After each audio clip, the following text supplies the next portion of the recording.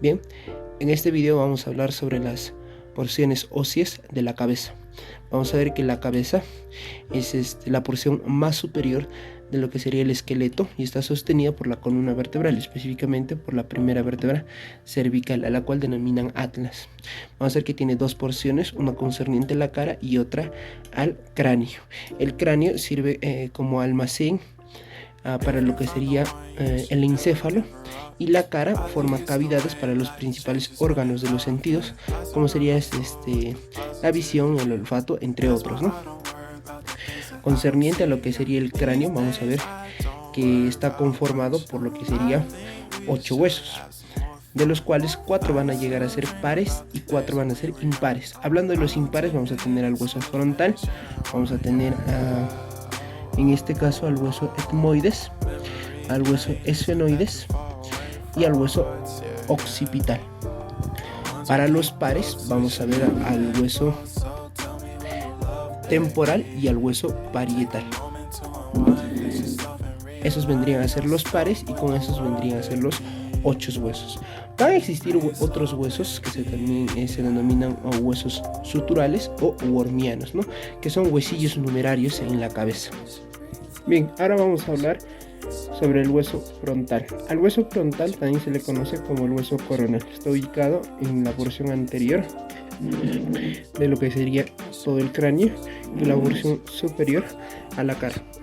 Por eso podemos ver aquí las relaciones con el hueso nasal, posterior a este con el hueso lagrimal, o también conocido como ungis, con las apófisis frontales del hueso maxilar. También vamos a observar sus relaciones con el hueso malar o hueso cigomático y su articulación con el hueso parietal. Vamos a describir acá 3 caras: una cara anterior o cara cutánea, una cara inferior o cara orbitaria y una cara posterior, o también llamada su cara endocranial. Aquí también voy a presentar relaciones con el esfenoides y con el etmoides a través de su crista gal. Vamos a ir primero con la cara anterior. La cara anterior, hacia la línea media e inferior, vamos a tener a lo que sería una sutura que se denomina la sutura metópica. Superior a esta conocemos un punto craniométrico al cual denominamos la vela o eminencia frontal media. Superior y lateral vamos a tener a lo que serían las eminencias frontales laterales. Hay algunos autores que señalan que lateral a estas eminencias frontales laterales vamos a encontrar un canal vascular, pero esto es inconstante, solo se encuentra en un 20 o un 25% de los cráneos. Por este canal vascular pasaría una arteriola que proviene de la arteria temporal superficial o de la supraorbitaria. Bien, hacia inferior vamos a encontrar unas eminencias alargadas, transversales y arqueadas, a las cuales conocemos como arcos ciliares, que se corresponden con la piel de las cejas. Hacia lateral e inferior, para terminar con la descripción de esta cara, podemos encontrar una cresta que se denomina la línea temporal, que se continúa con la línea temporal superior del hueso parietal para formar parte de lo que sería la fosa temporal, en cuya extensión se inserta, como conocemos, al músculo temporal, ¿no? Bien, vamos a su cara inferior. Si hablamos de su cara inferior, también se denomina la cara orbitaria en este caso, ¿no? Si hablamos de esta cara orbitaria, primero vemos hacia medial, vamos a tener una escotadura. A esa escotadura se le conoce como la escotadura etmoidal. Esa vendría a ser la escotadura etmoidal, que se relaciona, como pueden ver aquí, con la crista gal. Lateral a esta escotadura vamos a encontrar unas superficies anfractuosas que no podemos observarlas aquí, pero que se encuentran en la cara orbitaria. Esa es superficie anfractuosa está llena de hemiceldillas que se complementan con hemiceldillas etmoidales presentes en la cara superior de los laberintos etmoidales que pertenecen a este hueso, que sería el hueso etmoides, ¿no? Bien, Sobre estas hemiceldillas es importante señalar que hay hemiceldillas frontales anteriores, que son las más prominentes y pues que forman parte de los orificios de los senos frontales, ¿no? En esta superficie anfractuosa también vamos a tener dos canales, un canal etmoidal anterior y un canal etmoidal posterior, que se va a ver de mejor manera en la descripción del hueso solo, no articulado. Lateral a la escotadura etmoidal mencionada vamos a encontrar a esta fosa, que se denomina la fosa orbital. Hacia medial vamos a tener nosotros a lo que sería la fosita troclear, que sirve como inserción para la polea fibrocartilaginosa de reflexión del músculo oblicuo mayor, y hacia el lateral a la fosita lagrimal. Así se llama porque aquí se va a alojar a lo que es la glándula lagrimal. En la porción endocranial de la cara orbitaria o cara inferior vamos a encontrar estas impresiones digitales que corresponden a las circunvoluciones que deja el lóbulo frontal, pero también vamos a tener a unas eminencias. Estas eminencias se denominan las eminencias mamilares. Ahora vamos a describir un poco la cara posterior, lo que podemos observar aquí, ¿no? Vemos aquí claramente a un agujero, que se denomina el agujero ciego, por donde pasa una prolongación de la dura madre, o en este caso una vena emisaria. Hacia superior esta cresta, que es la cresta frontal, que como podemos ver en su ascenso se va a bifurcar para formar la porción anterior del seno sagital superior. Laterales a esta cresta frontal vamos a encontrar a lo que sería unas fositas glandulares, o también denominadas de Paccioni, que están en relación con la aracnoides, la cual es una meninge es una de las meninges que protege a lo que sería el encéfalo, ¿no? Bueno, más hacia el lateral vamos a entender a las fosas frontales, que se corresponden con las eminencias frontales laterales. Para terminar con la descripción de este hueso coronal o hueso frontal, vamos a ver que tiene tres bordes: un borde anterior, un borde superior y un borde posterior. Su borde anterior también se le denomina órbito nasal. Va a presentar primero un borde nasal y luego un borde supraorbitario. Este borde nasal vamos a ver que su relación hacia medial con el borde superior de los huesos nasales, y un poco más hacia el lateral con la apófisis frontal del hueso maxilar. Vamos a ver que este borde supraorbitario se divide en una porción medial y una porción lateral, que es más cortante. En el tercio medio vamos a encontrar una escotadura, o en ocasiones podemos encontrar un agujero, en este caso supraorbitario. Por aquí pasa lo que denominamos como la arteria, la vena y el nervio supraorbitario, el vano supraorbitario. Un poco más hacia medial podemos encontrar una escotadura frontal donde pasan vasos y nervios del mismo nombre, ¿no? Hacia el lateral, como hemos visto, va a tener una porción más cortante que se va a relacionar con el ángulo superior de este hueso malar, o también denominado hueso cigomático. Aquí podemos ver parte de su borde superior, el cual va a estar en relación con el hueso parietal. Con respecto a lo que sería su borde, en este caso posterior, vamos a ver que se relaciona con las alas menores de este hueso, denominado hueso esfenoides. Es así como terminamos la descripción de este hueso frontal o coronal. Bien, ahora hablaremos sobre la descripción del hueso etmoides. A este hueso etmoides antes se le llamaba criba también, por los numerosos orificios que presenta una de sus porciones, la cual describiremos más adelante. El hueso etmoides está compuesto por tres porciones: una porción vertical, una porción horizontal y dos masas laterales suspendidas lateral a su porción horizontal. Su porción vertical está dividida en dos partes por la lámina horizontal. Esta porción superior, que está en relación con la escotadura etmoidal, se denomina la crista galli, porque se le compara con la forma que tiene la cresta de la gallina en este caso, ¿no? Vamos a ver que tiene un vértice obtuso que se relaciona con la hoz del cerebro. Vamos a tener un borde posterior que se dirige de manera oblicua hacia posterior y está terminando en una cresta, y que se relaciona posteriormente con el yugo esfenoidal, el cual describiremos más adelante junto con el hueso esfenoides.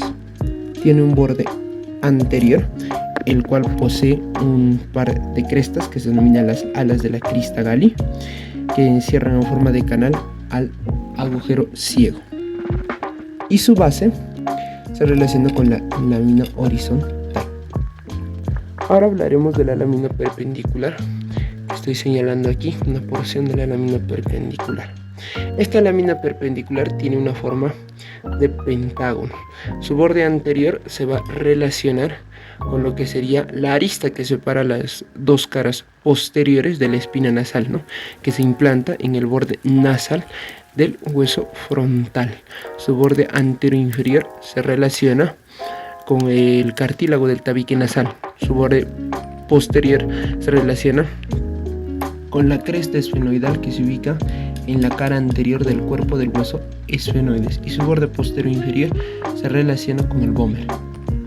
Pasamos a describir lo que sería la lámina horizontal, a la cual se le conoce como lámina cribosa por los numerosos orificios que posee. Por estos orificios, que son de 25 a 30 en número, pasa lo que sería filetes nerviosos del nervio olfatorio. Por la forma que tiene la cara superior de la lámina horizontal, se denomina como canales olfatorios, en cuya porción anterior descansa el bulbo olfatorio. Hay dos agujeros o dos orificios de esta lámina cribosa por donde no pasan filetes nerviosos. Uno es se ubica lateral a lo que sería la crista galli, ¿no? Es el más medial, se podría decir, de los dos agujeros. Estamos hablando de la hendidura etmoidal, por donde pasa una prolongación de la dura madre, y más hacia el lateral se va a encontrar lo que sería el agujero etmoidal anterior, que se relaciona en este caso con el orificio medial del canal etmoidal anterior, que se abre unos milímetros posterior a este. Es por eso que por el agujero etmoidal anterior, por el surco etmoidal anterior y por el canal etmoidal anterior pasa lo que sería el nervio etmoidal anterior, que es ramo del nervio oftálmico.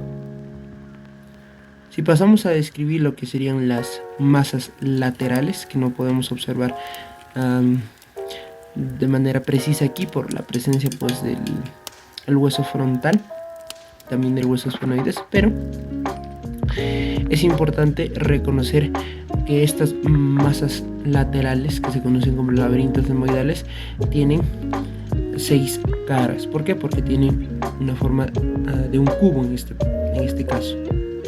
Su cara superior se relaciona con la superficie anfractuosa que rodea a lo que sería la escotadura etmoidal. Es así que completa o forma lo que serían las celdillas etmoidales.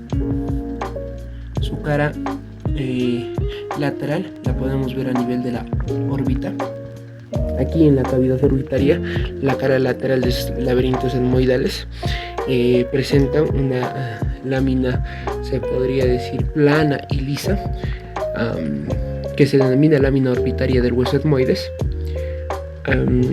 Otros autores la denominan la lámina papirácea o el hueso plano del hueso etmoides, y forma parte de la pared medial de la cavidad orbitaria. La cara posterior de los laberintos etmoidales se relaciona con la cara anterior del cuerpo del hueso etmoides, los cuales también presentan ciertas hemiceldillas, ¿no?, que al complementarse ambos huesos forman celdillas etmoidales. Su cara medial no la describiremos con profundidad porque aquí no se puede visualizar. Pero es importante la descripción de la cara medial porque forma parte de las paredes laterales de las fosas nasales. Además está la presencia de las dos cornetes o conchas nasales, la superior y la media siendo más prominente que la superior, a la cual también algunos autores la conocen como la concha de Morgagni. Tenemos que recordar también que la cara anterior de estos laberintos etmoidales se relaciona con la apófisis frontal del hueso maxilar y también presenta relación con el hueso palatino. Esa sería la descripción de este hueso etmoides.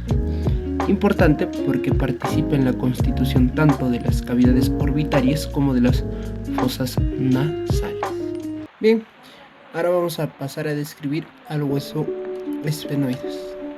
El hueso esfenoides también es conocido como el hueso cuña porque está enclavado y relacionado con todos los huesos de la base del cráneo en este caso, con el hueso frontal, con el hueso etmoides, con el hueso temporal, con el hueso parietal, con el hueso occipital. En la unión que presenta con el hueso occipital se denomina el hueso esfeno-occipital o hueso basilar, cuando los dos huesos se encuentran unidos.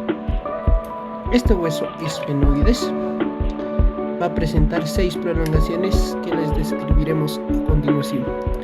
Estas dos se denominan las alas menores, son prolongaciones de la cara superior del cuerpo del hueso esfenoides. Estas alas menores también se le conocen como alas orbitarias, son extensiones horizontales. Estas extensiones que salen de la cara lateral del cuerpo del hueso esfenoides, que también son horizontales, se denominan las alas mayores del hueso esfenoides o alas temporales. Estas dos prolongaciones son prolongaciones verticales que se conocen como las apófisis pterigoides.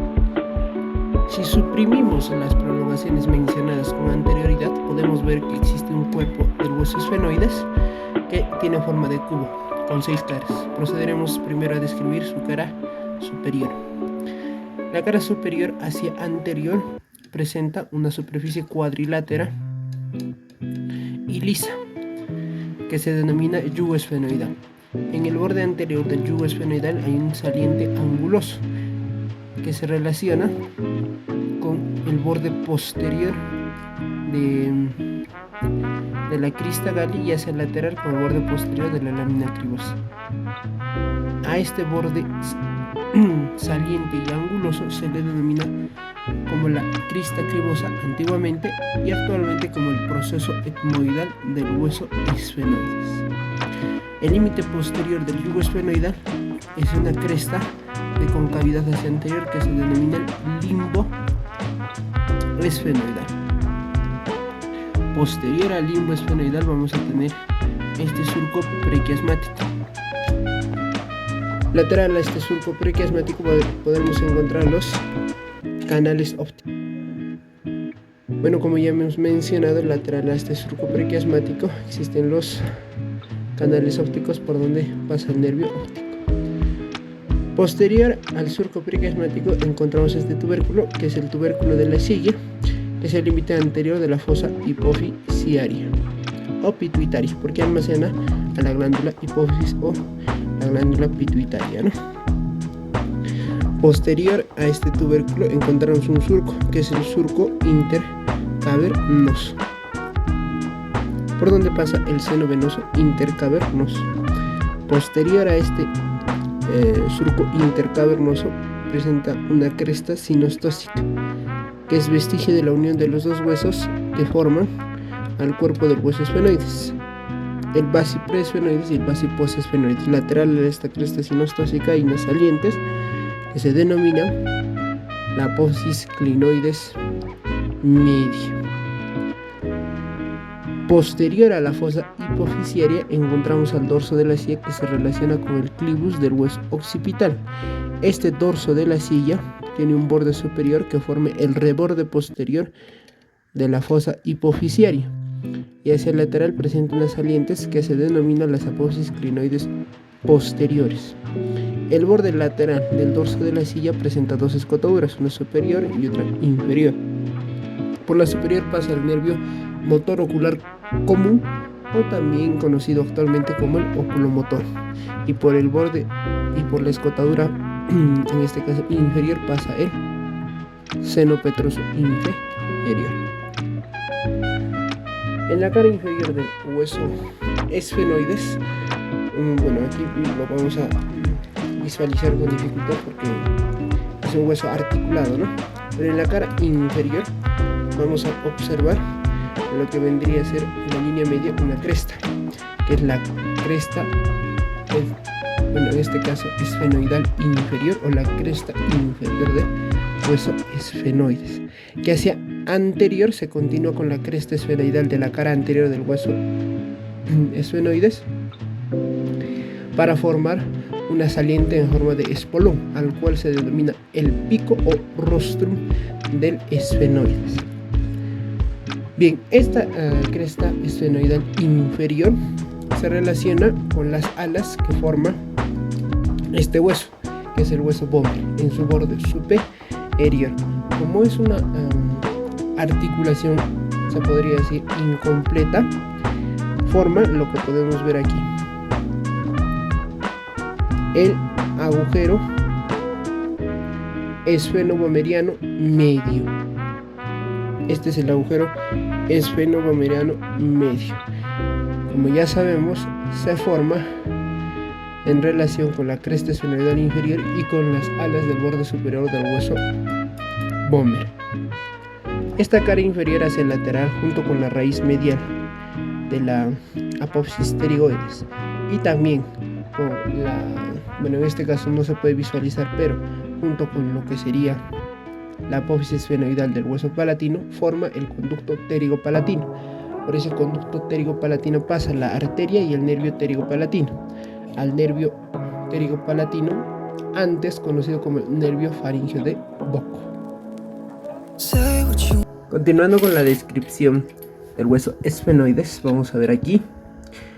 No se puede visualizar claramente, pero la cara anterior del hueso esfenoides, como ya mencionamos, presenta lo que sería una cresta esfenoidal. Esta cresta esfenoidal se articula con el borde posterior de la lámina perpendicular del hueso etmoide. Lateral a este cresta esfenoidal encontramos dos canales excavados que forman parte también de las fosas nasales.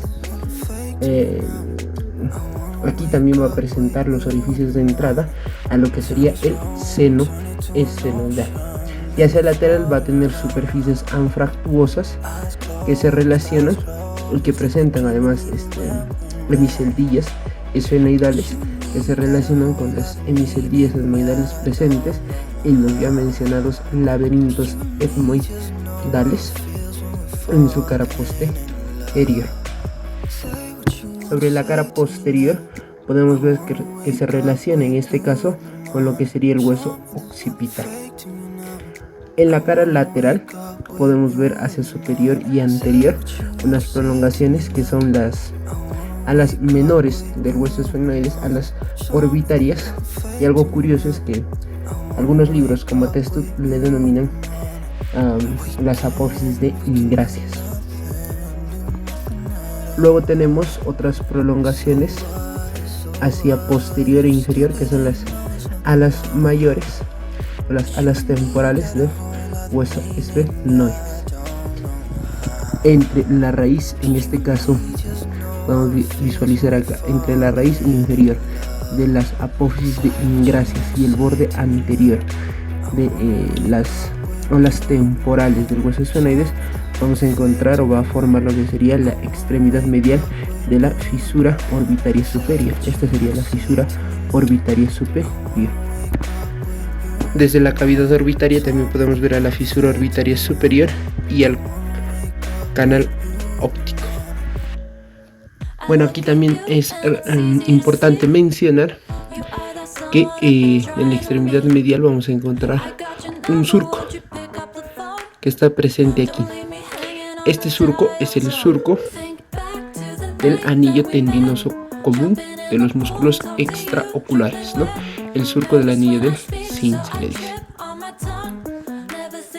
Bueno, entre lo que sería en este caso la raíz del ala temporal del hueso esfenoides y la cara lateral del cuerpo del hueso esfenoides, vamos a encontrar un surco en forma de S itálica, que es el surco carotidio. Por este surco carotidio pasa el seno cavernoso y la arteria carótida interna.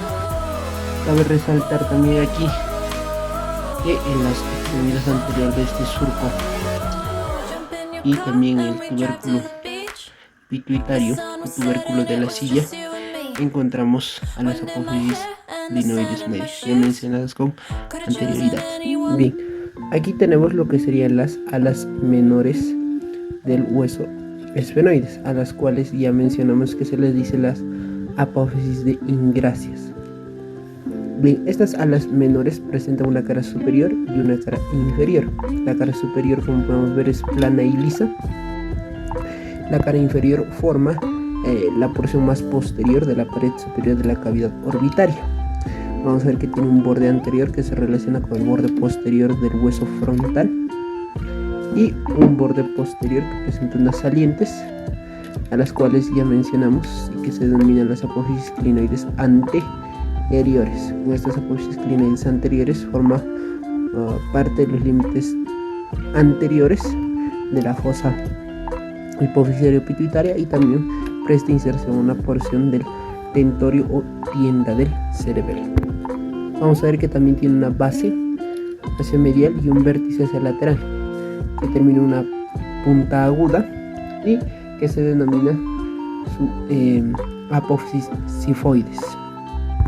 Procedemos a hablar de las alas menores. Perdón, en este caso serían las alas mayores, ¿no? O las alas temporales.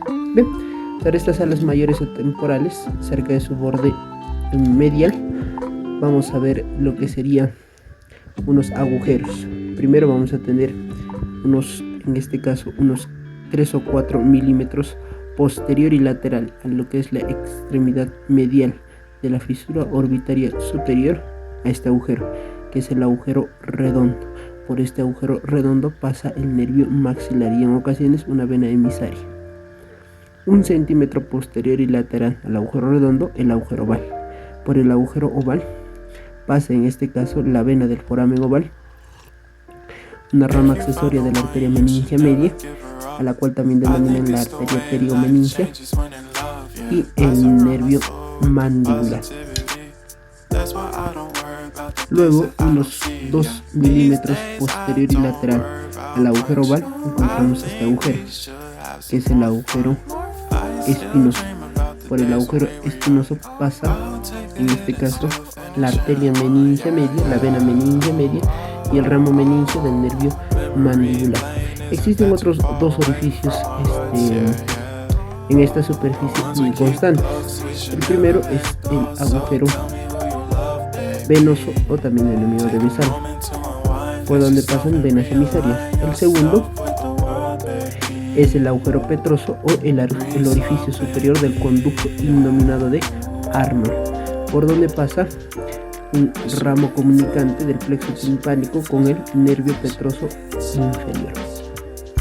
El resto de la extensión de la cara endocranial de las alas temporales del hueso esfenoides están llenos de impresiones digitales que dejan lóbulos del cerebro, algunas eminencias, otros surcos por donde pasan a distintos vasos y nervios, ¿no? Luego de describir la cara endocranial del hueso esfenoides, vamos a describir ahora su cara exocranial.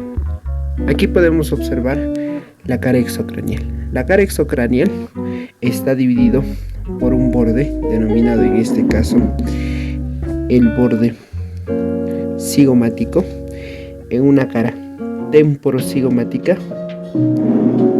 y en una cara, en este caso, orbitaria. Recordemos que este borde cigomático se articula con la apófisis frontal de este hueso malar o hueso cigomático.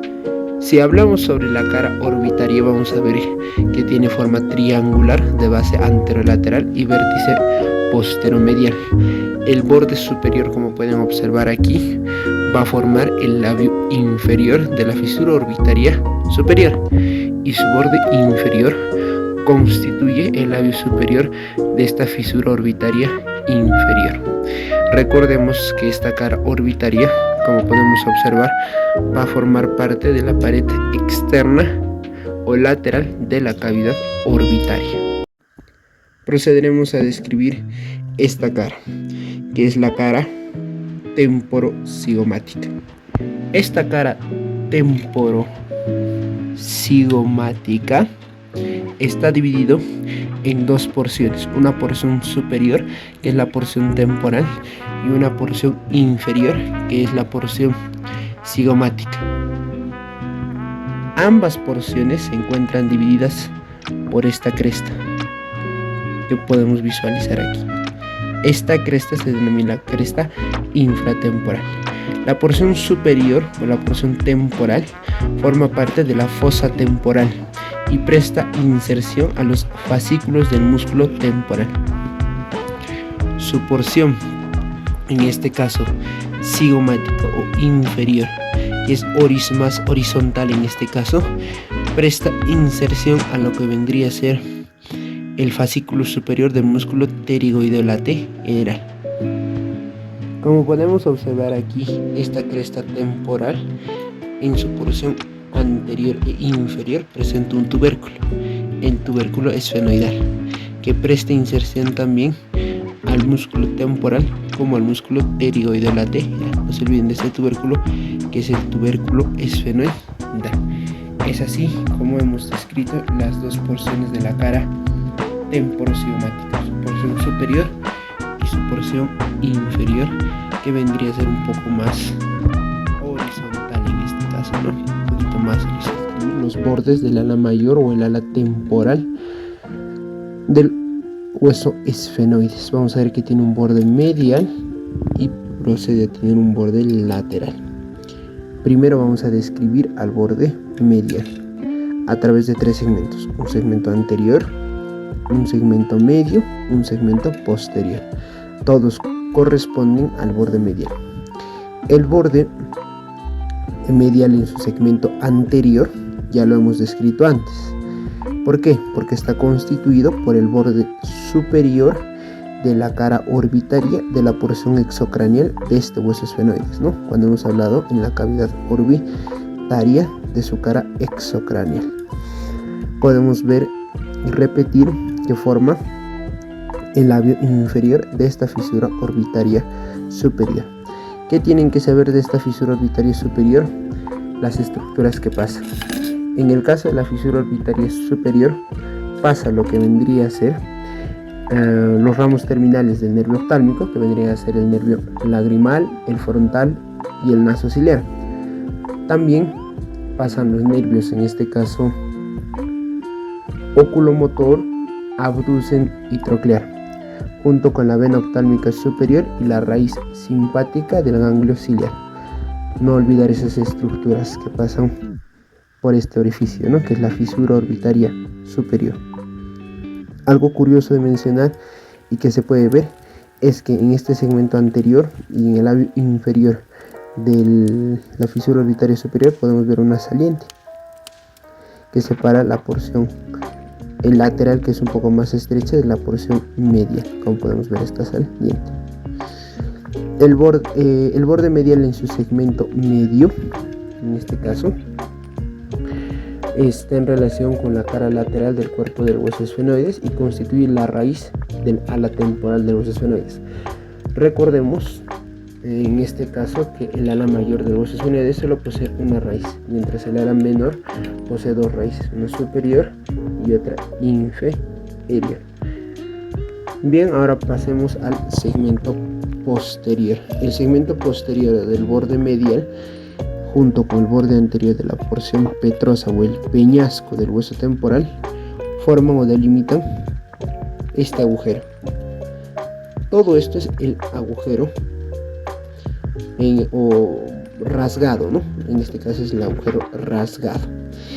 Bien, cerca del cuerpo o de la cara lateral del cuerpo del hueso esfenoides y el segmento posterior del borde medial del ala mayor del hueso esfenoides hay una saliente, esta, que es la língula esfenoidal, que separa el agujero rasgado en dos porciones, como podemos ver claramente aquí,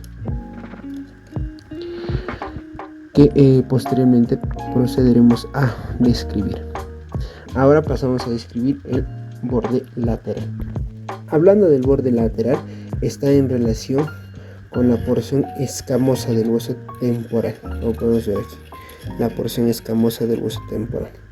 Como esta porción pertenece o es el hueso parietal, vemos que tanto el borde lateral como el borde medial se unen en la porción anterior para relacionarse con el hueso frontal anteriormente y superiormente con este ángulo antero-inferior del hueso parietal, o también denominado ángulo esfenoidal.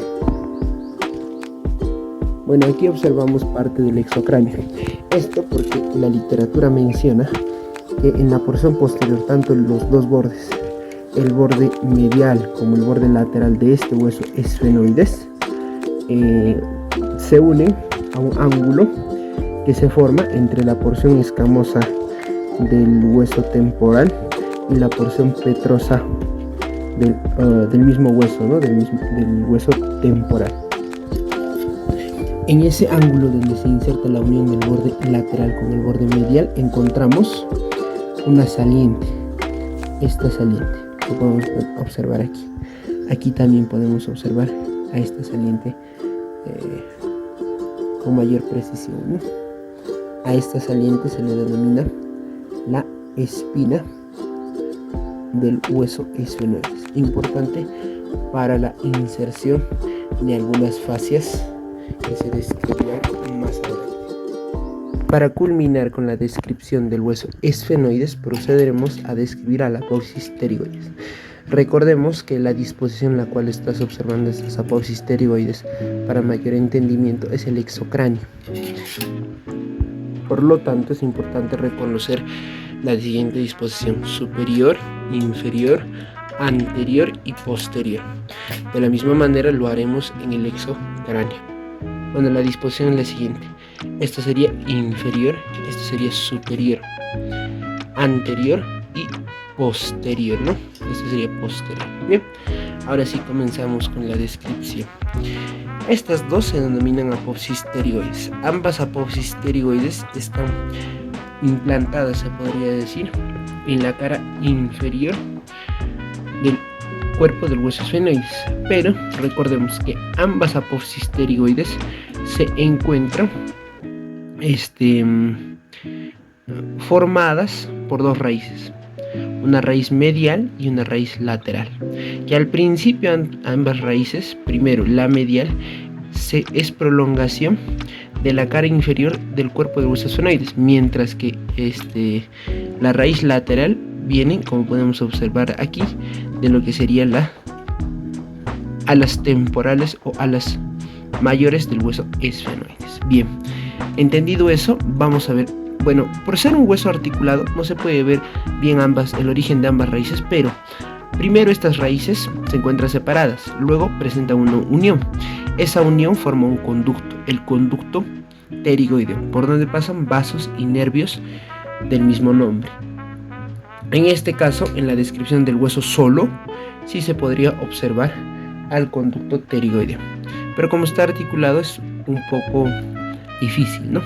Pero vamos a observar que posterior a la formación del conducto pterigoideo por ambas raíces, hacia inferior, recuerden que este es inferior, hacia inferior se forman estas dos láminas óseas, que se denomina una lámina lateral y la otra se denomina una lámina medial de la apófisis pterigoides. Recordemos que la apófisis pterigoides es muy importante porque forma parte de muchas cavidades, se podría decir, o fosas, ¿no? Bien, vamos a ver que en un principio, en el borde anterior de ambas láminas, vamos a describirlo de la siguiente manera. Bien, este sería anterior. Entonces, el borde anterior, tanto de la lámina medial como de la lámina lateral de la apófisis pterigoides en su mitad, en este caso superior, esta sería su mitad inferior, en la mitad superior se unen para formar, a la fosa pterigoidea, pero hacia inferior, en la mitad inferior de ese borde anterior, que en un principio se encuentra unido para formar a la fosa pterigoidea, se va separando de superior a inferior en esa disposición para formar a la escotadura pterigoidea. Esta escotadura pterigoidea está en relación con lo que vendría a ser la apófisis piramidal del hueso palatino. Bien, ahora procederemos a describir a la apófisis pterigoides como una estructura en sí, ¿no? Bien, vamos a ver acá. Bien, ahora sí. Esta vendría a ser la cara anterior de toda la apófisis pterigoides. Por lo tanto, la cara anterior de la apófisis pterigoides forma la pared posterior del trasfondo de la fosa infratemporal. Para entender qué es la fosa infratemporal, ya explicada anteriormente también en la descripción del hueso esfenoides, recordemos que esta es la porción superior y esta es la porción inferior de la cara, en este caso temporocigomática, con su porción temporal y su porción cigomática divididas por esta cresta, que es la cresta infratemporal. Este vendría a ser la fosa infratemporal. Lo que se encuentra por debajo de esta cresta infratemporal es la fosa infratemporal. Bien, por lo tanto, aquí con mayor claridad, este vendría a ser el trasfondo de la fosa infratemporal.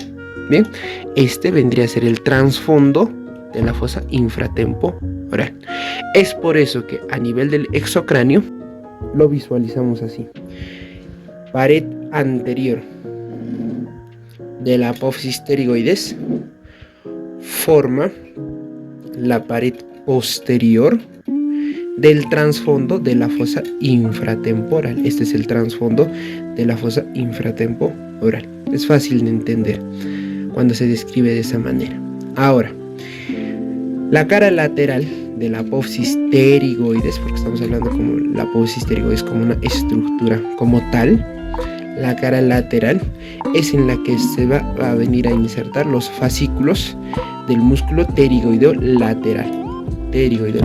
Y como podemos ver aquí, forma la pared medial de la fosa infratemporal. De esta fosa infratemporal. Bien, ahora sí. Procedemos con la descripción, en este caso, de la cara medial de la apófisis pterigoides. La cara medial en su extremo superior, aquí no se puede ver con mucha precisión, pero en su extremo superior presenta una apófisis que ya hemos mencionado también, que es la apófisis vaginal. Esta apófisis vaginal en su borde libre, junto con la porción correspondiente de la cara inferior del cuerpo del hueso esfenoides, forman este orificio que pueden ver aquí, que es el conducto vómero vaginal.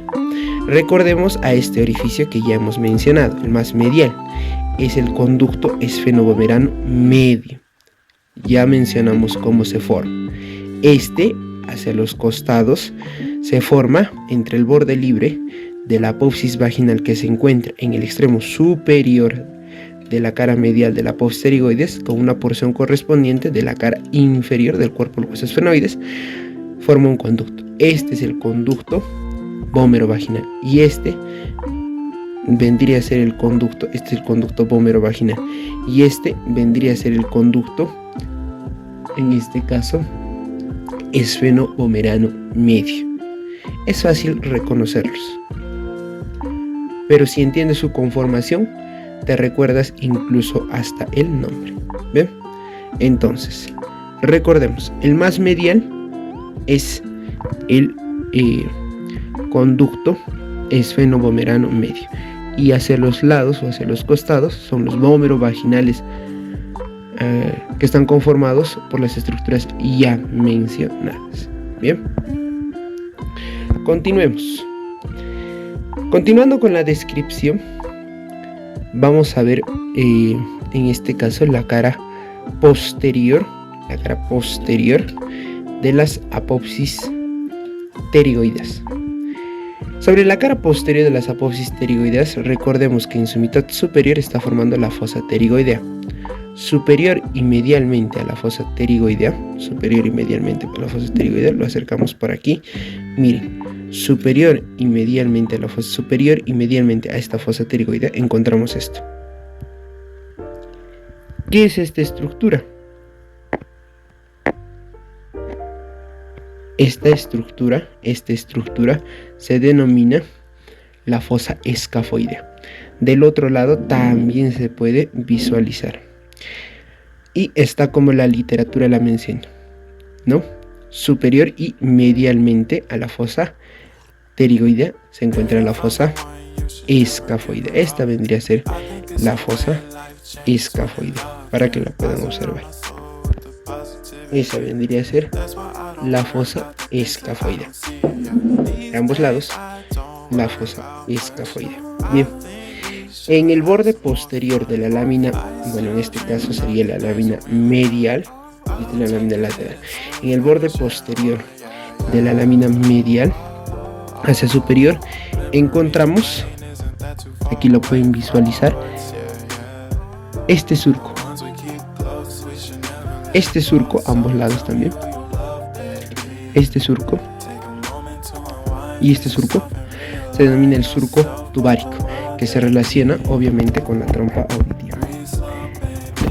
Bien, desde este punto de vista, este vendría a ser el surco tubárico que se relaciona con la trompa auditiva.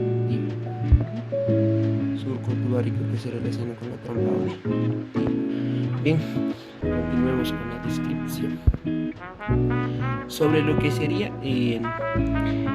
siguiendo con la descripción de la cara posterior de la apófisis pterigoides, podemos observar que en su pared medial se inserta el músculo tensor del velo del paladar, y en su pared lateral los fascículos del músculo pterigoideo medial. Es por eso que esta lámina lateral de la apófisis pterigoides como tal, separa el origen de los dos músculos pterigoideos, el medial del lateral. El borde posterior, en este caso, de esta lámina lateral de la apófisis pterigoides,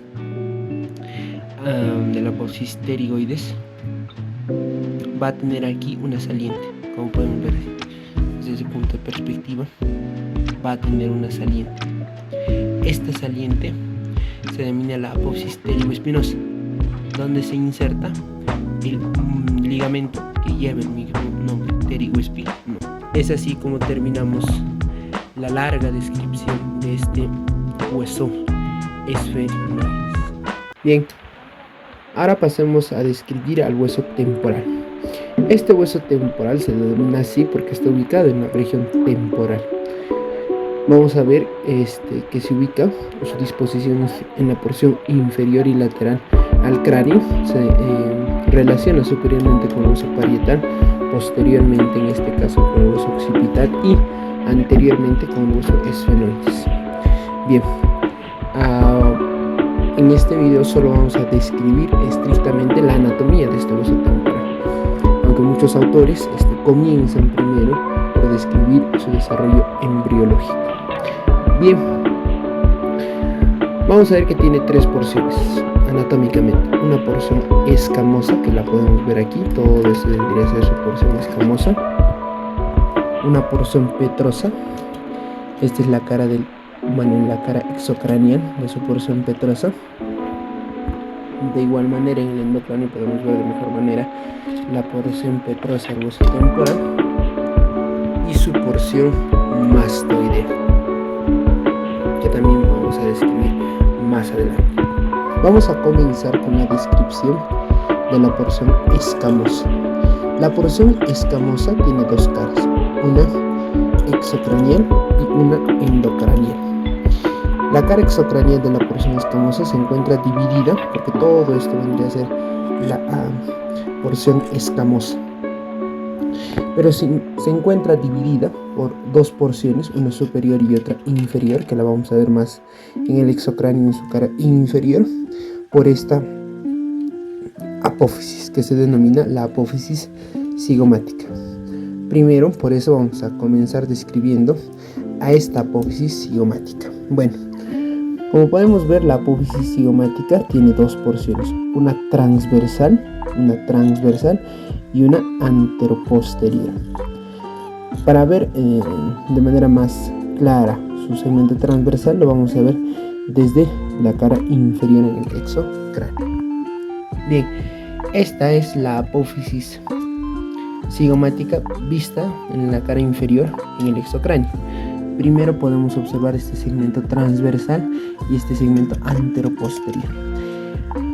Primero vamos a describir al segmento transversal, o también denominado segmento basal. Primero describiremos su cara superior, porque esta sería su cara inferior. La cara superior de este segmento basal o transversal, como pueden observar aquí, se encuentra o tiene la forma de un canal excavado. ¿Por qué? Porque aquí pasan lo que vendría a ser los fascículos posteriores del músculo, en este caso temporal. Hablando de la cara inferior de este segmento transversal, vamos a observar lo siguiente. Vamos a ver que tiene dos raíces. Una raíz que se dirige hacia posterior, que es su segmento longitudinal, y una raíz transversal. Entonces, en la cara inferior de este segmento basal o transversal tiene dos raíces. En este caso, una raíz transversal y otra raíz que se dirige hacia posterior. La raíz que se dirige hacia posterior la vamos a ver desde otro punto de vista. Ahora sí, esta raíz, como podemos ver, es una prolongación, o va a prolongar a la apófisis cigomática del hueso temporal hacia posterior. Como pueden ver, se va a empezar a incurvar hacia posterior y hacia superior. Y esta eminencia que podemos ver aquí, que se puede palpar también como una eminencia, como una saliente, se denomina la cresta supramastoidea. Como esta es la porción mastoidea y está encima, es una cresta supramastoidea, que se incurva posterior y superiormente para continuarse con lo que sería la línea temporal inferior de este hueso, que es el hueso parietal. Conociendo ya su raíz, en este caso posterior, hablemos de la raíz transversal. Seguimos hablando, recuerden, del segmento basal de la apófisis cigomática. Luego pasaremos a describir este segmento anterior. Esta raíz transversal está alargada de lateral a medial. Es convexa de posterior hacia anterior. Vamos a ver que también es conocido como el tubérculo articular, porque esta superficie es la que se relaciona con la mandíbula.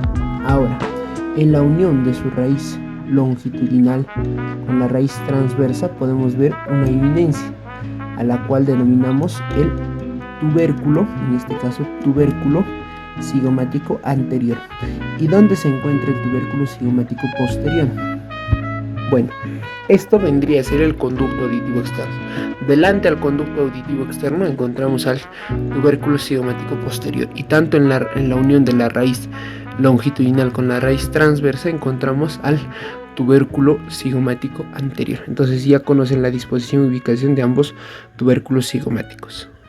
Bien, como ya terminamos la descripción del segmento basal de la apófisis cigomática, vamos a su segmento anterior.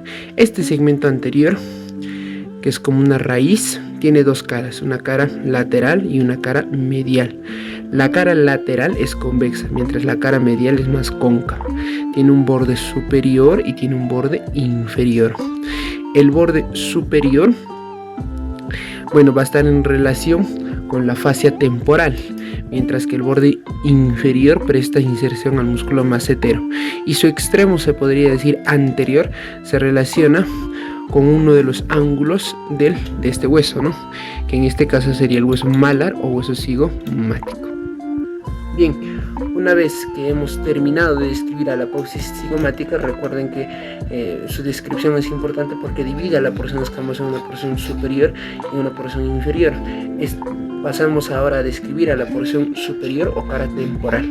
Seguimos hablando, recuerden, en este caso, de la porción escamosa. La cara temporal, la porción superior de en este caso, la porción escamosa del hueso temporal, podemos ver que es convexa y es lisa. Sirve de inserción para el músculo temporal. Hacia posterior se encuentra un surco por donde pasa la arteria temporal media. Pasamos a describir ahora a su segmento inferior o su porción inferior de la porción escamosa del hueso temporal. Para ello es necesario ver la cara inferior del cráneo en su exocráneo, en este caso, ¿no? Todo lo que está por debajo de esta apófisis cigomática se denominará su porción inferior de la porción escamosa del hueso temporal. Bien, comenzaremos de anterior a posterior, ¿no? Comenzaremos de anterior a posterior. Primero, vemos que hacia anterior ya hemos denominado a este tubérculo articular que se relaciona con la mandíbula. Posterior a este tubérculo articular vamos a encontrar a una fosa. Esto vendría a ser una fosa. Como lo pueden visualizar aquí, vendría a ser una fosa de manera lateral para que puedan ver por qué sería una fosa, por la disposición que tiene, ¿no? Bien, esa se denomina la fosa mandibular. Esa fosa mandibular va a estar dividida, se va a encontrar dividida por esta fisura que podemos ver. Toda esta fosa mandibular se va a encontrar dividida por esta fisura que se puede ver claramente, que esta fisura se denomina la fisura tímpano-escamosa, que lo divide en una porción anterior, que es articular, y una porción posterior, en este caso no articular. Bueno, tenemos que tener en cuenta que esta fisura tímpano-escamosa, por el otro lado también lo podemos ver con mayor claridad en lo que respecta a su división. Vamos a ver que esta fisura tímpano-escamosa se divide por una prolongación del techo del tímpano, que no se puede ver con mucha precisión por aquí, pero este vendría a ser una prolongación del techo del tímpano. Esa prolongación del techo del tímpano lo divide en una fisura anterior y una fisura posterior. La fisura anterior, en este caso la fisura anterior, se denomina la fisura petroescamosa, mientras que la fisura posterior, la que se continúa hacia posterior, se denomina la fisura petrotimpánica. Bueno, como ya mencionamos con anterioridad, vemos también esta cara inferior de la porción escamosa. Se puede ver los dos tubérculos, ¿no? El tubérculo cigomático anterior y el que está anterior a este conducto auditivo externo, que sería el tubérculo cigomático posterior. Delante en este caso, de este tubérculo articular encontramos una superficie plana superficie plana subtemporal. Esta superficie plana subtemporal forma parte, como podemos observar, del techo de la fosa infratemporal, ¿no? El techo de la fosa infratemporal. Bien, continuando en este caso con lo que sería la cara endocranial de la porción escamosa del hueso temporal, podemos ver algunas eminencias, algunas impresiones digitales que dejen en este caso las circunvoluciones del lóbulo temporal del cerebro a este nivel. Y también vamos a poder observar aquí algunos surcos vasculares que deja el recorrido de la arteria meningia media. Hablando del borde circunferencial del hueso de la porción escamosa del hueso temporal, vamos a ver una porción adherente y una porción libre. La porción adherente es la que está unida a las demás porciones del hueso temporal, pues, ¿no? Como es la porción, en este caso, mastoidea y su porción petrosa. El borde libre, que se articula con el hueso parietal, comienza anteriormente formando una especie de ángulo entre lo que sería la porción escamosa y la porción petrosa de este hueso temporal, y se continúa posteriormente con otro ángulo entre la porción escamosa y la porción mastoidea del hueso temporal, formando una especie de escotadura, que aquí podemos verla.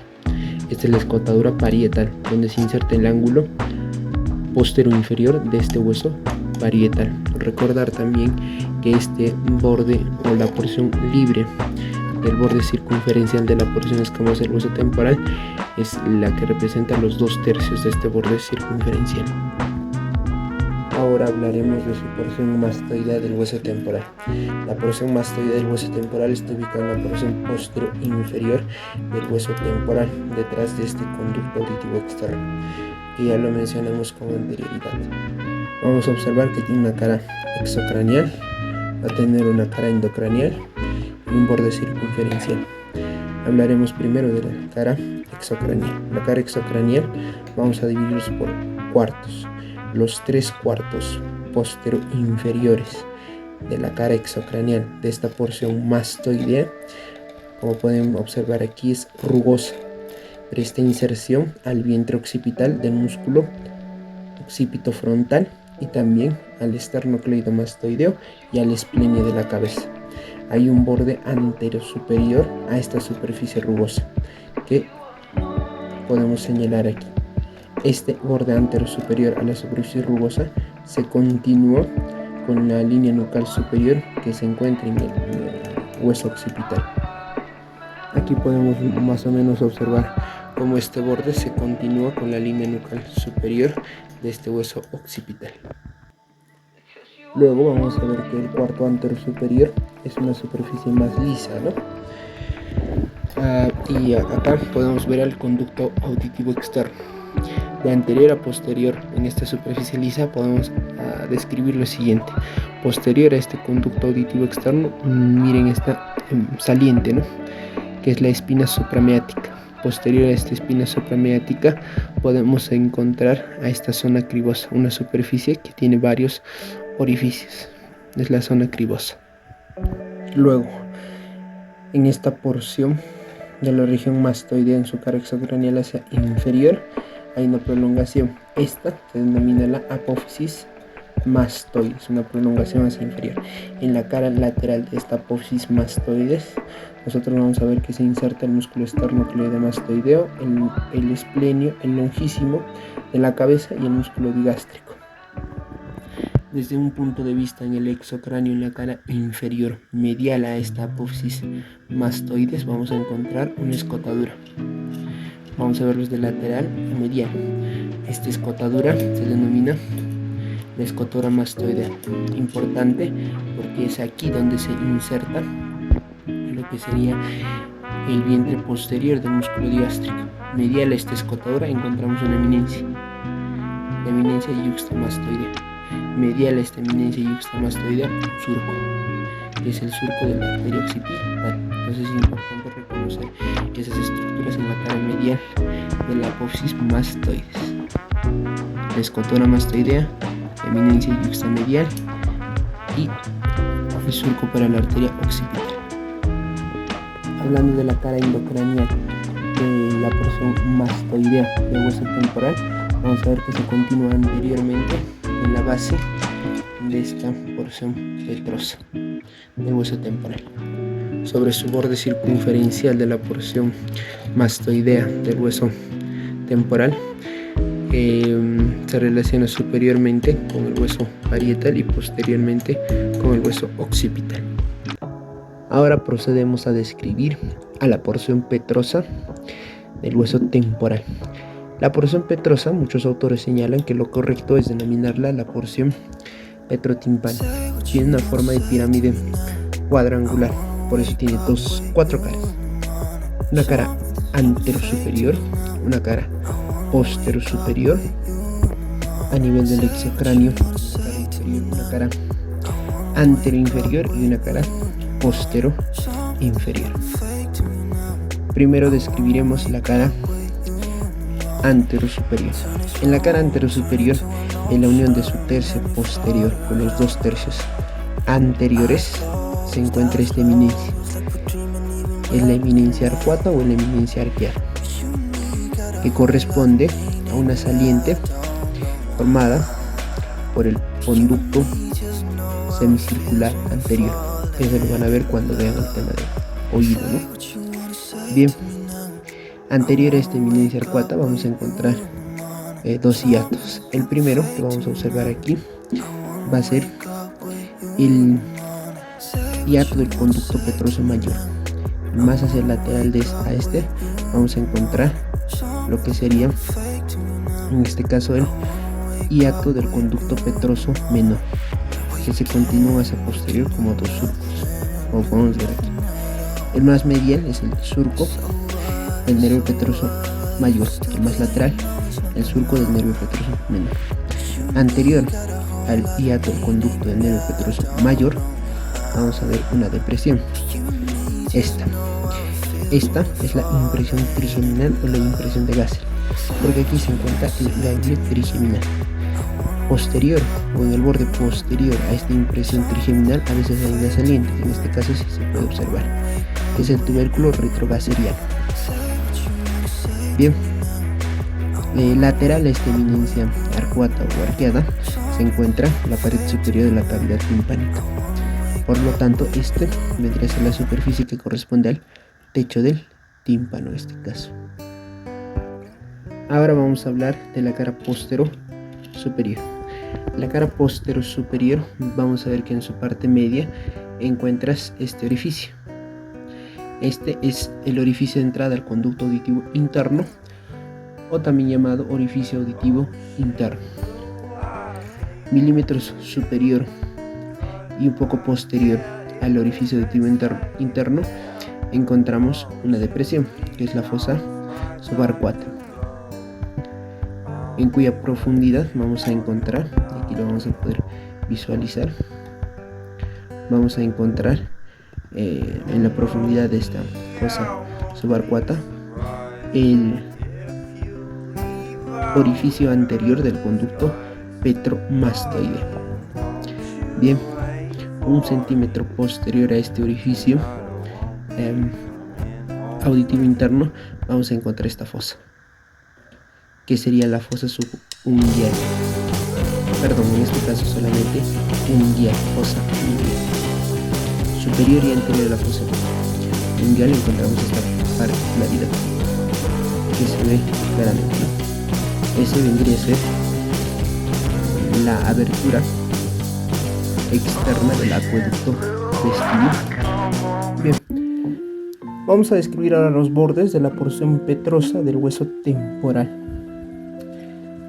Vamos a comenzar con su borde superior.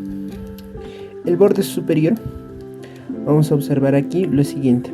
Estamos viendo anterior y la posterior, pero para una mejor descripción volteamos el cráneo y vemos que anterior, posterior. Como este es el borde superior de la porción petrosa, vemos que en toda su longitud está este surco. Es el surco del seno petroso superior. Anterior a este surco hay una depresión. Vamos a encontrar una depresión. Esa depresión se encuentra frente a esta impresión trigeminal y a 1 centímetro del vértice de la porción petrosa del hueso temporal. Esta depresión corresponde al paso del nervio trigémino. Cerca del vértice vamos a encontrar una muesca. Esa muesca corresponde o se relaciona con el nervio abduce. Algo también importante de señalar es lo siguiente. Como podemos ver aquí, el extremo posterior del borde superior de la porción petrosa del hueso temporal se relaciona con el labio superior del este surco, que es el surco del seno sigmoideo. Bien, ahora vamos a pasar a describir a su borde anterior. El borde anterior sería toda esta porción, ¿no? Toda esta porción vendría a ser el borde anterior. Como podemos ver, en el borde anterior encontramos a esta fisura que ya hemos mencionado antes, que es la fisura tímpano-escamosa, también conocida como la petrotímpano-escamosa, que une la porción escamosa con la porción petrosa del hueso temporal. Vemos también a la prolongación inferior del techo del tímpano, que divide esta fisura petrotímpano-escamosa tímpano-escamosa en dos fisuras, una anterior y otra posterior. La anterior se denomina la fisura petroescamosa y la posterior se denomina la petrotímpánica. Entonces eso podemos ver en el borde anterior de la porción petrosa del hueso temporal.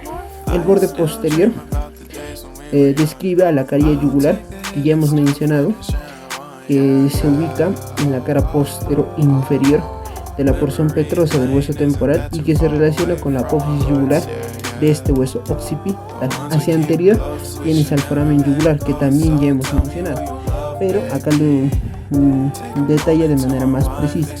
Bien, tanto a este lado como a este lado. Bien, pasaremos a describirlo del lado izquierdo porque se visualiza de mejor manera. Este foramen yugular tiene dos porciones que está dividida por esta apófisis. Esa apófisis es la apófisis intrayugular. ¿Bien? Posterior a la apófisis yugular tenemos una escotadura que se relaciona, como ya hemos mencionado, con lo que sería el bulbo superior de la vena yugular interna. Y hacia anterior vamos a encontrar aquí otra escotadura que se relaciona con el paso del nervio glosofaringio vago y accesorio. En el fondo de esa escotadura, bueno, podemos ver un orificio. Ese orificio es el orificio inferior del conductillo timpánico. Por el conductillo timpánico pasa el nervio timpánico. Ahora describimos al borde inferior de la porción petrosa del hueso temporal, donde podemos observar lo que ya también hemos mencionado, que sería la vaina de esta apófisis estiloides, ¿no?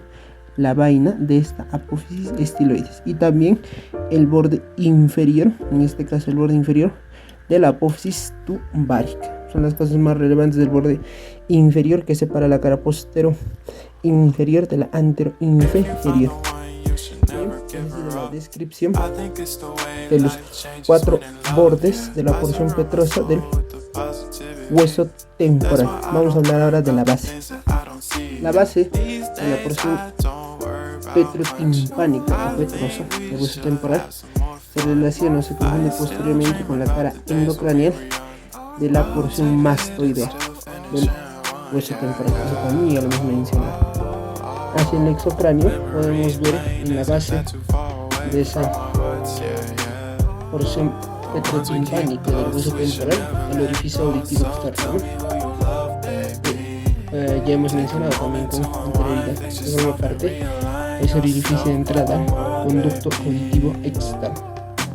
Si hablamos del vértice de esta porción petrosa, podemos ver al agujero rasgado, pero a nivel del endocráneo, el agujero rasgado se encuentra dividido por la língula esfenoidal, que ya hemos mencionado en la descripción del hueso esfenoides, en una porción medial y en una porción lateral, ¿no? La porción medial, en la porción medial podemos ver que este es el agujero que le corresponde al paso de la arteria carótida interna, en el punto donde penetra en el seno cavernoso, porque este es el surco de ese seno cavernoso, surco carotidio, ¿no?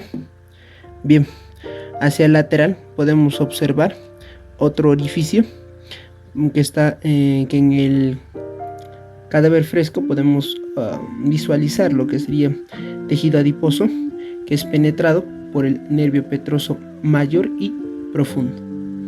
Bien, es así como hemos terminado con la descripción del hueso temporal. Ahora vamos a hablar sobre lo que sería el hueso occipital. Bueno, el hueso occipital es un hueso ubicado en la porción posterior, media e inferior del cráneo.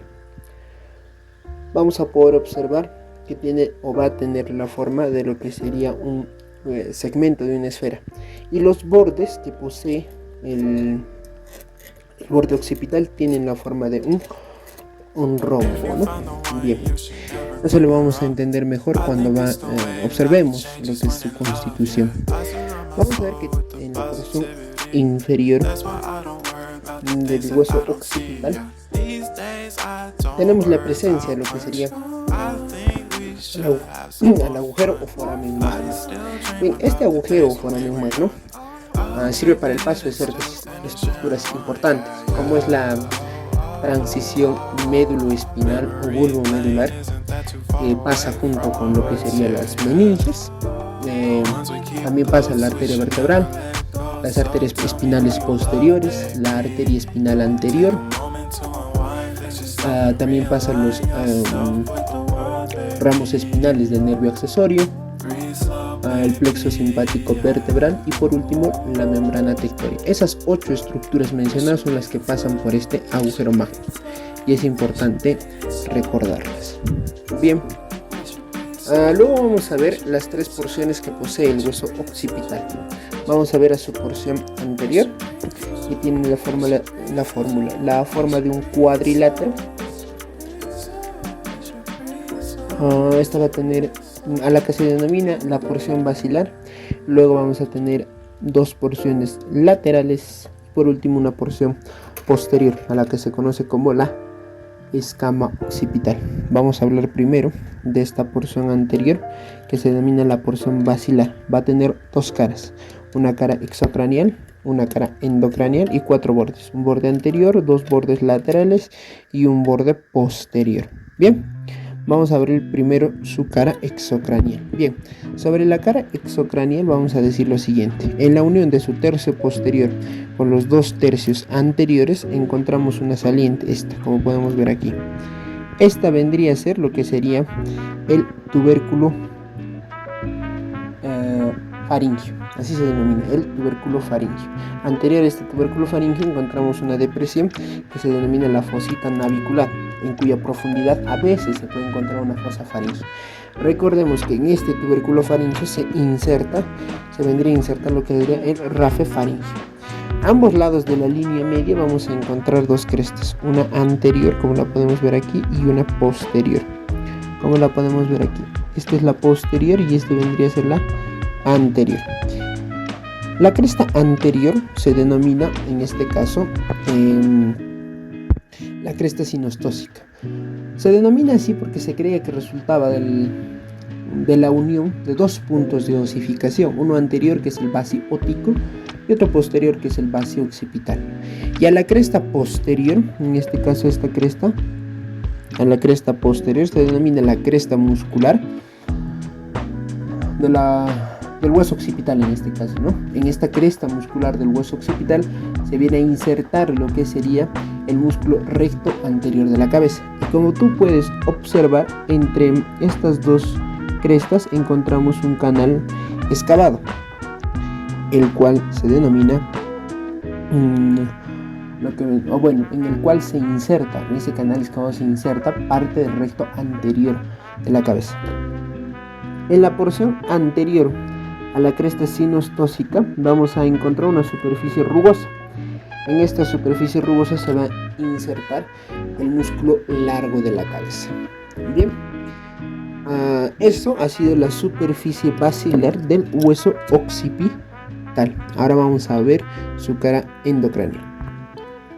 En la cara endocranial vamos a ver una inclinación de superior a inferior y de anterior a posterior. A esta superficie se denomina clivus. Este clivus se relaciona con el puente o metencéfalo y con la médula oblonga o mielencéfalo. Es muy importante las relaciones que presenta el clivus con porciones del sistema nervioso central, como es la médula oblonga y el puente. Bien, ahora vamos a observar los 4 bordes que posee la porción basilar del hueso occipital. Vamos a ver que el borde anterior se encuentra en relación o unido al dorso de la silla, que se ubica en la cara posterior del cuerpo del hueso esfenoides. A ese hueso esfenoides ya lo hemos descrito con anterioridad y también hemos señalado las relaciones que tiene con el hueso occipital. Bien, los 2 bordes laterales se encuentran unidos o se encuentran relacionados con la porción petrosa del hueso temporal, o la porción petrotimpánica, o también llamado peñasco del hueso temporal. Vamos a ver que en este caso su labio, en este caso su porción superior o su labio superior forma parte del surco del seno petroso inferior. Este vendría a ser el surco del seno petroso inferior. Y su borde posterior limita anteriormente al foramen o el agujero magno. Ahora vamos a hablar de lo que serían estas dos superficies, ¿no? Las dos porciones laterales del hueso temporal.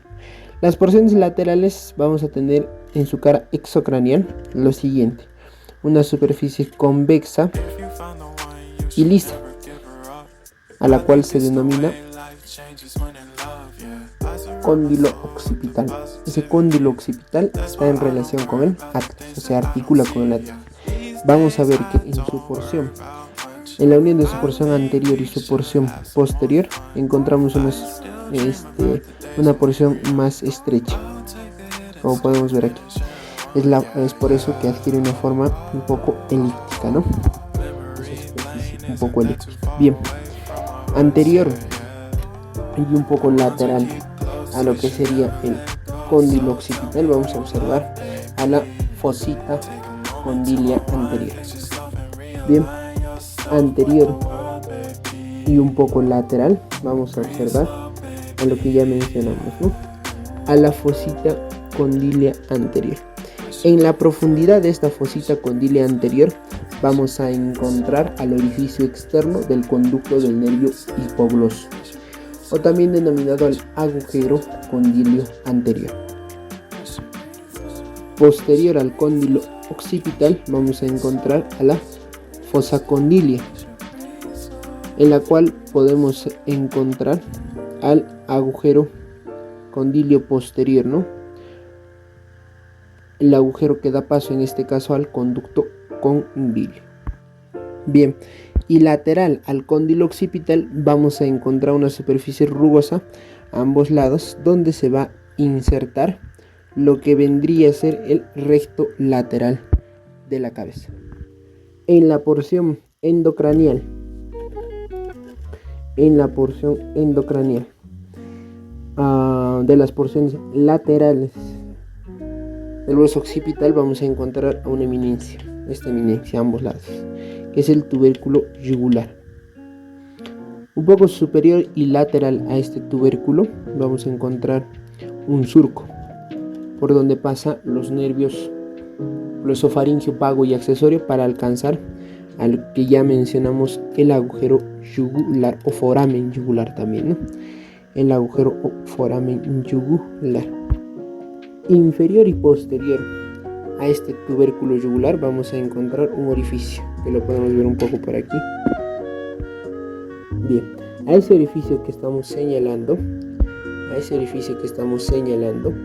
se denomina el orificio interno del conducto del nervio hipogloso. Y en la porción posterior forma parte del extremo terminal del surco del seno sigmoideo, ¿no? Este vendría a ser el surco del seno sigmoideo que ya hemos mencionado anteriormente, ¿no? Bien, ahora pasamos a describir sus bordes. El borde medial limita lateralmente a lo que sería el foramen o el agujero magno. Los bordes laterales, todo esto vendría a ser el borde lateral de la porción lateral del hueso occipital, están divididos por la apófisis yugular en dos segmentos, uno posterior y uno anterior. El segmento posterior, como podemos ver, se relaciona con la región mastoidea del hueso temporal, en esta porción se ubica detrás de la apófisis yugular, que se relaciona con la caries yugular del hueso temporal, que se ubica en la cara postero inferior del peñasco o la porción petrotimpánica del hueso temporal. Delante de la apófisis yugular del hueso occipital vamos a encontrar un segmento anterior del borde lateral de las porciones laterales de este hueso occipital, que limitan medialmente a lo que conocemos o a lo que ya hemos mencionado como foramen o agujero yugular. Bien, de este lado y de este lado. Lo escribimos de este lado porque se ve mucho mejor, ¿no? Vamos a ver, ya hemos mencionado este foramen yugular, también ya lo hemos escrito, para recordar solo algunas cosas. El agujero o foramen yugular está dividido por una apófisis intrayugular. Por apófisis intrayugular, una porción viene de lo que sería el hueso occipital, y otra la porción petrosa, el hueso temporal, ¿no? También mencionamos que lo divide un segmento posterior y un segmento anterior. El segmento posterior se relaciona con el bulbo superior de la vena yugular interna, y el segmento anterior se relaciona con el paso del nervio. Bueno, también dice que está dividido en dos segmentos, uno anterior y otro posterior. En este caso, por tejido fibroso, ¿no? Por tejido fibroso. En este segmento anterior, entonces divide en porción posterior, una porción anterior y una porción posterior, pasa el nervio vago junto con el accesorio, y en la porción anterior pasa el nervio glosofaríngeo. No se olviden de esa división, que también es importante. Bien, y también recordarles que por el agujero yugular pasa lo que sería la arteria meningia posterior, que es una rama de la arteria faríngea ascendente, y también pasa un ramo meningio de la arteria occipital, ¿no? También hemos mencionado al surco de la arteria occipital, ¿no? Este vendría a ser el surco de la arteria occipital. Este sería la eminencia yuxtamastoidea, y este sería una escotadura donde se inserta el vientre posterior del músculo digástrico, solo para recordar y para mencionar eso, ¿no? Vamos a describir a la escama del hueso occipital. Bueno, la escama del hueso occipital es la porción posterior del hueso occipital. Vamos a ver que tiene dos caras, en este caso una cara exocranial y una cara endocranial, ¿no? Una cara endocranial. Vamos a ver que también tiene dos bordes y 4 ángulos. Primero vamos a describir a la cara exocranial. Bien, para su mejor descripción, vamos a ver en la cara exocranial, en la porción inferior de lo que sería la base del cráneo, ¿no? Bien, vamos a ver ahora. Primero vamos a ver esta protuberancia. Esta vendría a ser superior y esta vendría a ser inferior, ¿no? Vamos a ver a la protuberancia occipital externa, también conocido como inium, que es otro punto craniométrico, así como la glabela, también conocida como la eminencia frontal media. Inferior a la protuberancia occipital externa o inium, vamos a tener a lo que sería toda esta cresta, que vendría a ser la cresta occipital externa, ¿no? Todo esto vendría a ser la cresta occipital externa. Vamos a ver que de la protuberancia occipital externa vamos a tener a la línea nucal superior, y que de la mitad de esta cresta occipital externa va a partir lo que vendría a ser la línea nucal inferior, ¿no? La línea nucal inferior. Ahora, sobre la línea nucal superior, esta línea nucal superior se dirige o se extiende lateralmente hacia lo que sería la porción mastoidea del hueso temporal, y la línea nucal inferior, ¿no? Y la línea nucal inferior que parte desde la mitad de esta cresta occipital externa se extiende hasta la apófisis yugular del hueso occipital, la cual se relaciona con la caries yugular que presenta este hueso temporal. Bien, luego vamos a ver que la línea nucal inferior presenta dos curvas cóncavas anteriormente, una medial y luego otra lateral. Inferior a esta curva medial se va a insertar el músculo, el recto posterior menor de la cabeza, y en la curva lateral, inferior a esta curva lateral, se va a insertar el recto posterior mayor de la cabeza. Sobre la línea nucal superior vamos a ver que entre estas dos líneas nucales, tanto la inferior como la superior, se inserta medialmente al esplenio de la cabeza y lateralmente al oblicuo superior de la cabeza. Entonces esas son las inserciones de algunos músculos en la cara exocranial de la escama del hueso occipital. Bien, vamos a hablar ahora de la cara endocranial. Vamos a ver a esta protuberancia occipital interna, que está al mismo nivel que la protuberancia occipital externa. Aquí esta estructura se forma gracias a la confluencia de los senos, por eso es conocido también como la prensa de Erófilo. De aquí parte una cresta, que es la cresta occipital interna, que se dirige hacia el borde posterior, del foramen magno, y en proximidades del borde posterior del agujero magno se empieza a bifurcar para formar esta fosita vermiana, ¿no? También vamos a ver que de la protuberancia occipital interna parten dos surcos horizontales. Estos surcos horizontales son los surcos, o bueno, en este caso la porción horizontal u occipital del surco transverso.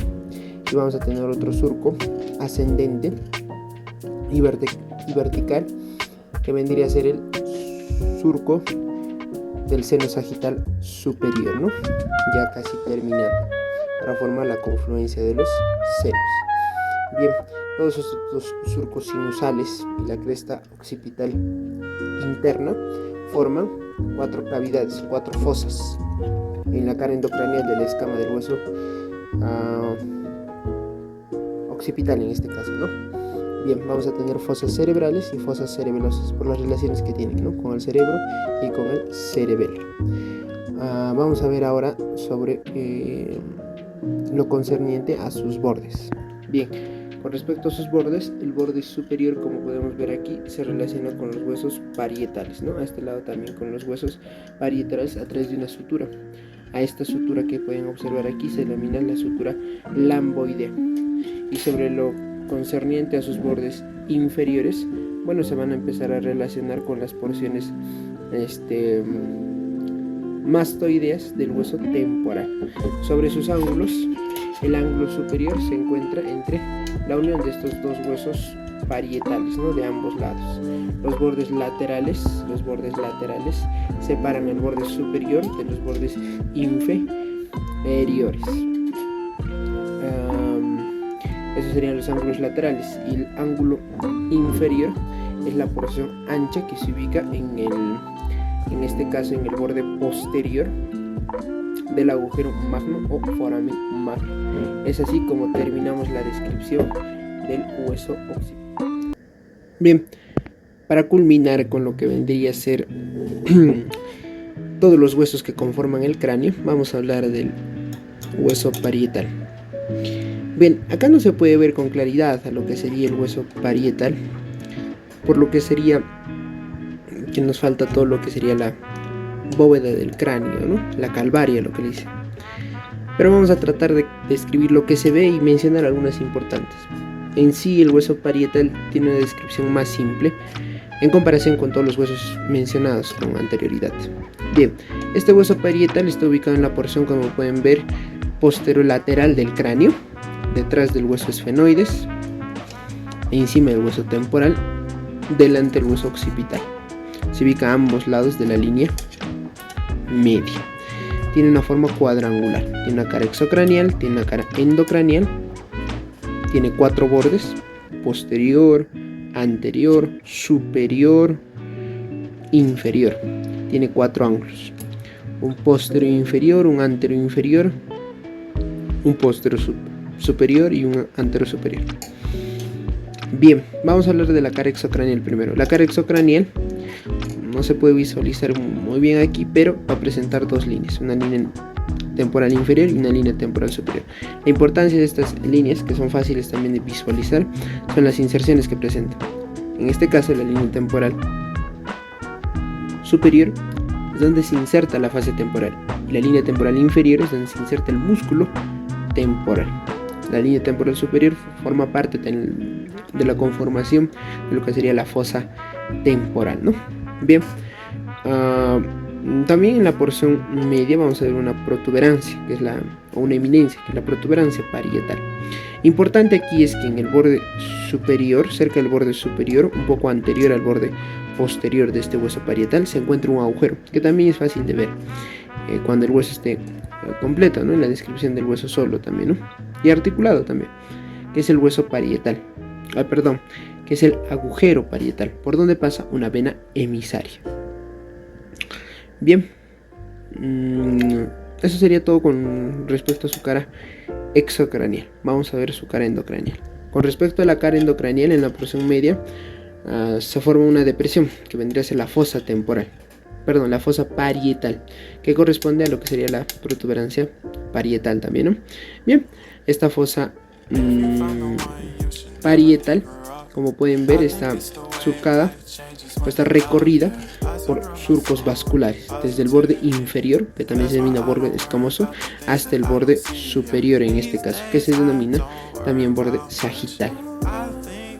Estos surcos vasculares que se forman se denomina la hoja de higuera y se forma por el paso de las ramas que da la arteria meningia media, en este caso, ¿no?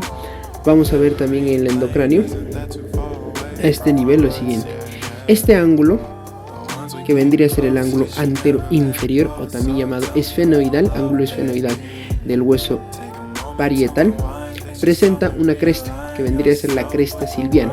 Esa cresta silviana se corresponde con el surco lateral de los hemisferios cerebrales, ¿no?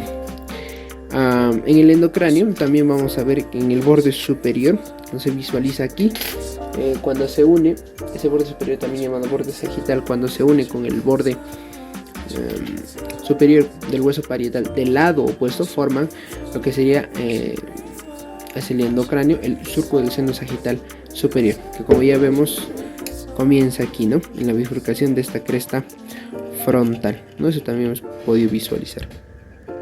En la bifurcación de esta cresta frontal con la porción anterior del seno sagital o del surco del seno sagital superior. Muy bien, y hacia posterior también hemos podido ver cómo termina cuando hemos hablado de la confluencia de los senos, ¿no?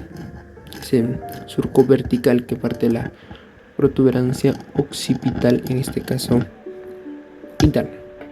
Bien, ahora vamos a hablar de los bordes.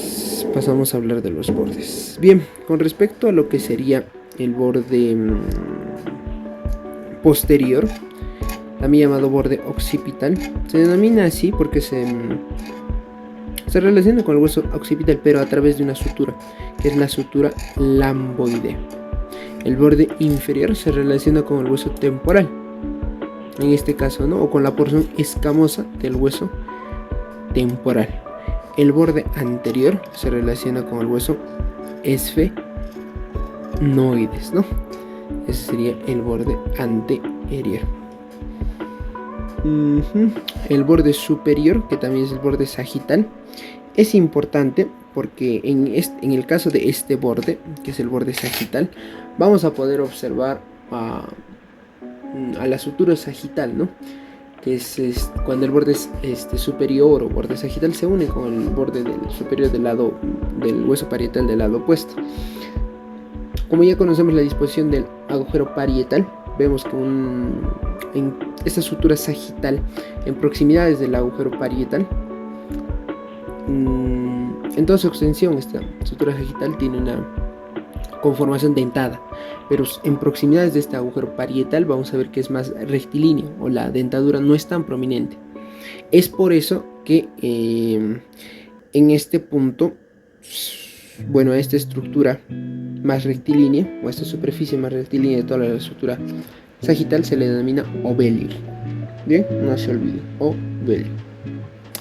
Y vamos a ver que el borde anterior de este hueso parietal está unido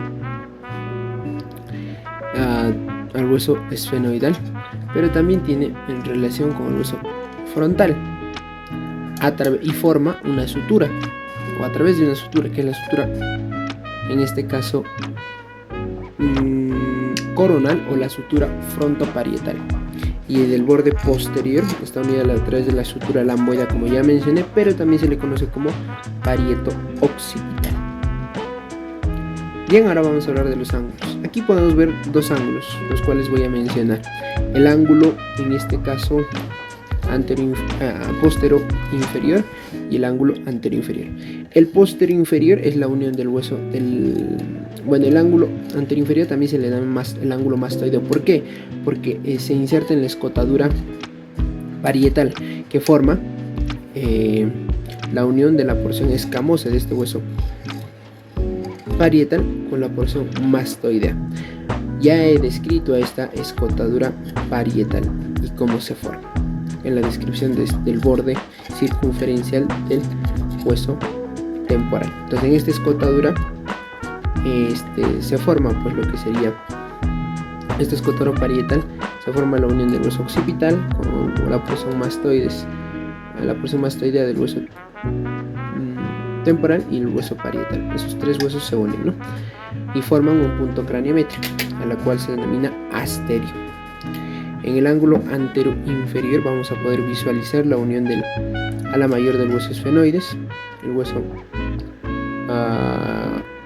frontal y el hueso parietal, y forma lo que sería otro punto craniométrico, lo cual se denomina terio.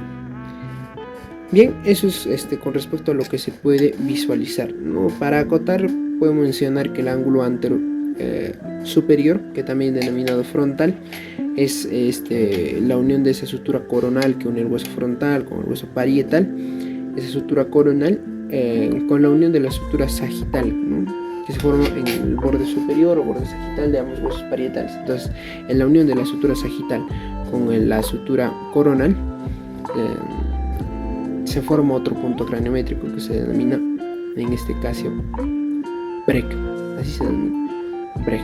Y es la unión de la sutura sagital con la sutura coronal. Ya sea posterior, el ángulo posterior superior, también llamado ángulo occipital, es la unión de la sutura sagital con la sutura lamboidea y forma otro punto craniométrico, lo que se conoce como lambda. Bien, así terminamos la descripción del hueso parietal y con eso la descripción de todos los huesos, o en este caso de los 8 huesos que forman o constituyen lo que sería el cráneo en sí.